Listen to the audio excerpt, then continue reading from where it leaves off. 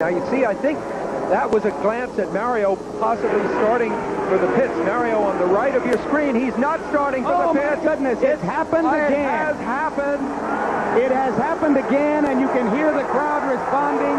Lady Luck has reared what is to Mario her ugly head at Indianapolis again.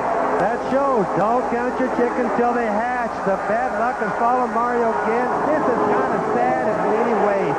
It looked so good for so long, and there now is the leader, and Katie knows it as Roberto Guerrero tries to turn his bridesmaid status into that of a champion. That's astounding, but this is Indianapolis. This is racing luck. This is what we talked about all day, but remember another thing. It isn't over yet. The end of this race doesn't happen until it's really over. Car number 4 goes to the top of the leaderboard. Roberto Guerrero is the man in control. Who's chasing Guerrero? Unser Sr. in car number 25. Another thing to keep in mind now, it always gets exciting to the end. Al Unser, my brother, has made his last pit stop. Roberto has yet one stop to make. We don't know how that's going to come out yet. So the real pressure here now is going to be on the Guerrero pit crew. And these will be nervous moments of anticipation for them as they await the chance to do their job.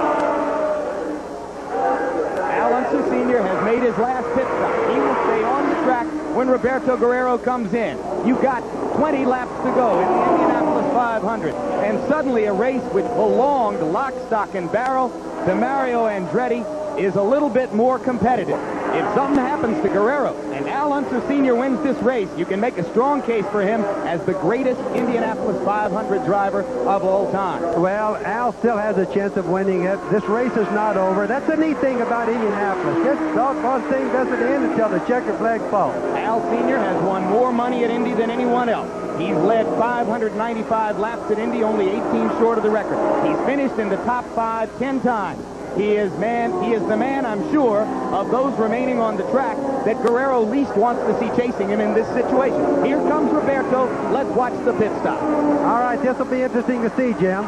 They better not make mistakes now. He has a chance of winning this race. Now's the important time. Everything in racing comes down to the very last part. Now there's second place, Al Unser Sr. And he is still out on the track, remember, as Guerrero makes the pit stop. No adjustments for Roberto so far. The critical thing here for Roberto to get out of the pits before Al Sr. makes it back around on the front straight. Al Sr. is going down the back stretch. Now he's going into turn 3. You know that's in Roberto's mind. This pit stop is dragging on there. Killed the engine. Roberto killed the engine. Stalled it. This is really going to change the outcome of this race. Roberto's engine, he's got it going. Off, Jim. But they're going to be very close. They're going to be very close. There's on turn 4 in the front straight. He's going to pass him, I think. Yeah, it's going. It's stalled again. Al Unser Sr. takes the lead in the Indianapolis 500. You've got 18 laps to go. This man has won it 3 times already in his career. He's 47 years old. He didn't have a ride until 2 weeks ago. And now Guerrero has had a taste of Andretti luck. The crowd is going wild. They have to pull Roberto back if he goes one pit stop too far. It's even a lap penalty, if I remember right here. Al now is on the defensive. He must operate totally different. He's not chasing anybody. They're chasing him. He is the coolest head on the track. Now back at speed, leaving the pit. You see him there.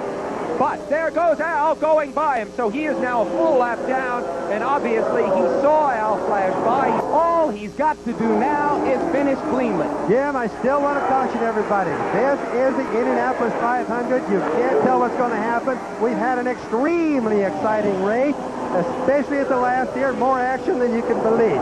But Al is on the defensive. He must keep everything together, but he can do it. He could have had even more than 4 wins. He was second in 1983.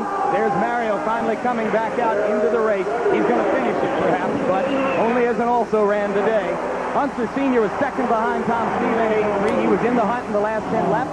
His son, Al Unser Jr., tried to block Sneva, or at least create some dirty air for him to give him a chance to win. It didn't quite pay off. Al Jr. is in 4th place. We could have a good Unser day here before we're through. I think you've already had a pretty good Unser day, Bobby. And perhaps to a certain degree, the story of the decade at the Indianapolis Motor Speedway. 47-year-old Al Unser Sr. was without a ride in this race until 2 weeks ago. He was given the car that Danny and Gaius crashed, riding under the colors of Penske Racing. And now, Al Unser Sr. is in position to win a 4th Indianapolis 500 title, which would tie him with A.J. Foyt as the only two men ever to accomplish that. So Al Jr., though, what is he thinking? He roots for his father. Well, he is rooting for him now. Little Al is running good. He's in 4th place. But I guarantee you that he's really full of his daddy right now. Now we have a yellow flag. Yellow flag with 8 laps to go. Very strong feelings about what is about to happen to him right here. Well, he's in good shape right now, Jim. He's got Johnny Rutherford right behind him. The pack will go around and get behind him. Unless he has a mechanical problem, Al will get by the finish line. He'll be all right. Try to hang in here, Bobby. Al Jr. tried to protect his dad from Tom Sneva. Is there anything he can do when they come back green to help make sure that his dad will win this race? He won it in 1970 racing for Parnelli Jones. Again in 1971, he was the last man to repeat. He won it in a chaparral in 1978. He has not won it in 9 years, but he was second in 83, fifth in 82, third in 84, fourth in 85. And now it looks like he's going to add first in 1987. And with that incredible record behind him, Jim, still, when I stood next to Al when he went out to qualify and put this car in the show 2 weeks ago, as he put his earpieces in, we see him coming up to 1 lap. His hands are shaking so badly, he could barely get his earpieces in. So no one is ever immune to the pressures of this place, and I don't think on this last lap that he's immune to it either in that cockpit. Do you? Boy, Aaron doesn't want to look. Karen doesn't want to look. Face, that tells you the story. She just crossed her fingers. She got everything crossed. She's just praying to God that he can make it around the rest of this last remaining lap. He's in the short chute between turns 1 and 2. Going down the back stretch. Now he's into turn 3. He can coast from there, right? Just about. When he comes off at turn 4, he could slide across. That's Chris Mears, Rick Mears' wife, hugging Karen. And now here it is. Your brother, Al Unser, joins A.J. Foyt as one of only 2 men ever to win the Indianapolis 500 4 times in his life. Fabulous, fabulous. That is absolutely fabulous. I just cannot believe it. Bobby, congratulations. That is simply fantastic. Thank you. That's just great. This has been a day. This makes up for Robbie getting his leg broken.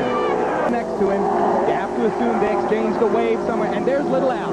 Little Al pulls up next to his dad. He's happy for his father right now, I guarantee you. Little Al hasn't won yet, but this may not be the last Unser victory by any means in the Indy 500. Oh, I don't think it will be. But the important thing is we have a 4-time winner in the Unser family. Al's done a marvelous job today.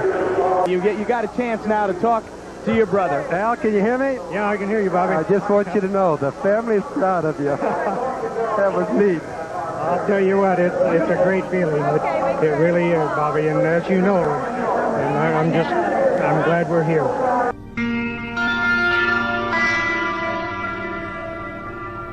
Moved up next to his dad to offer his special